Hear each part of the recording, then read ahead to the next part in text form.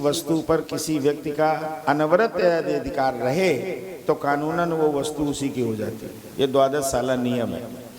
उन्होंने कहा है इसलिए राम को 12 साल तक तो अयोध्या से बाहर रखना हमारी मजबूरी है। 12 साल में ये सिद्ध होगा कि अब आज के बाद राम अयोध्या के नागरिक नहीं है, तब रावण का युद्ध होगा।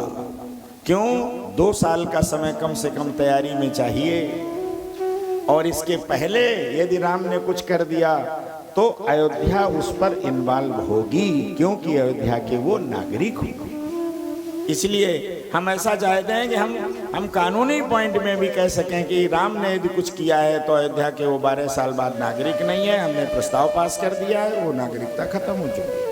वो कुछ करते हैं तो राम जाने।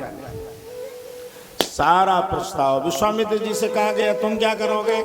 बोले हमें बताओ। तो ऋषियों ने कहा एक काम करना पड़ेगा, जब राम तुम्हारे यज्ञ में कोई बाधा होगी तो आपको मांगने के लिए जब महाराज दशरथ के पास आइए तो राम लक्ष्मण को आप आकर मांगिए। विश्वामित्र जी ने कहा मांग तो हम सकते हैं, लेकिन ये दशरथ बड़े विचित्र हैं, इनकी आदत से हम परिचित हैं, उनका स्वभाव बड़ा विचित्र है, ये ना कर देंगे। और जब ये ना कर देंगे तो मेरा भी स्वभाव गलत है। विश्वामित्र जी ने कहा हमारे भी स्वभाव में गड़बड़ी, हमें गुस्सा बहुत जल्दी आता है, तो कहीं ऐसा ना हो गड़बड़ हो जाए।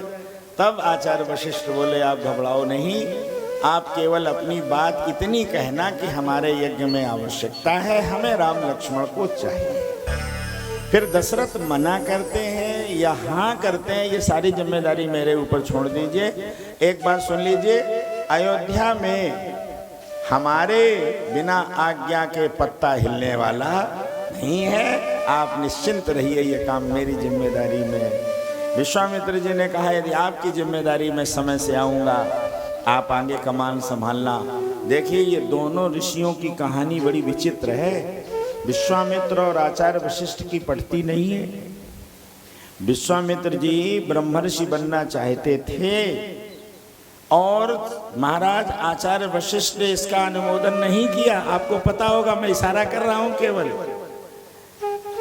वशिष्ठ के पुत्रों का भी वध विश्वामित्र जी ने करवा दिया था, इस गुस्से में कि तुमने ब्रह्मर्षि का हमको अनुमोदन क्यों नहीं किया। ये जेले पड़े आचार्य वशिष्ठ चाहते तो विरोध, लेकिन देखना जरा मैं कहना क्या चाहता हूं, ये ऋषियों की परंपरा है आपसी विरोध। आचार्य वशिष्ठ ने कहा विश्वामित्र जी से हमारा आपका रहा है, हो सकता है बना भी रहे, लेकिन जब अयोध्या की बात आएगी, जब देश की बात आएगी, तो हमारे आपसी विभेद अपनी जगह रहेंगे। हम और आप एक साथ राष्ट्र के लिए खड़े होंगे। ये है हमारे देश की परंपरा। इन परंपराओं का हमारा देश है। ये नहीं कि देश पीछे हो जाए, पार्टी आगे हो जाए, हम कुछ भी बोलते हैं, कुछ भी बोलने लग जाएं। हमारी ये परंपरा नहीं रही। हमारी परंपरा है देश पहले और हम बाद में। हम क्या हैं कोई मायने नहीं रखता, देश क्या है ये सब कुछ मायने रखता है। ये ऋषियों ने साबित किया। अब मैं इस पूरी मीटिंग का प्रमाण दे दूं। आप कहोगे अच्छी गप सुनाई, कौन कहता है मीटिंग हुई? कैसे आपने मान लिया ये मीटिंग हुई अयोध्या में?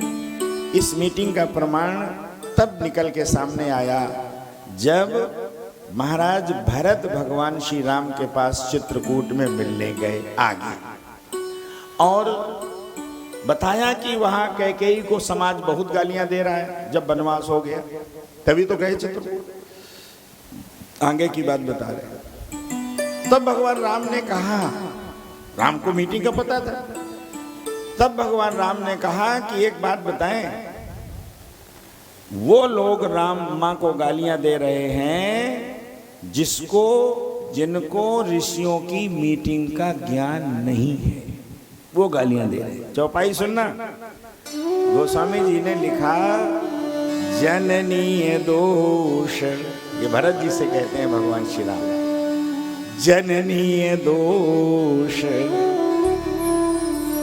जननीय दोष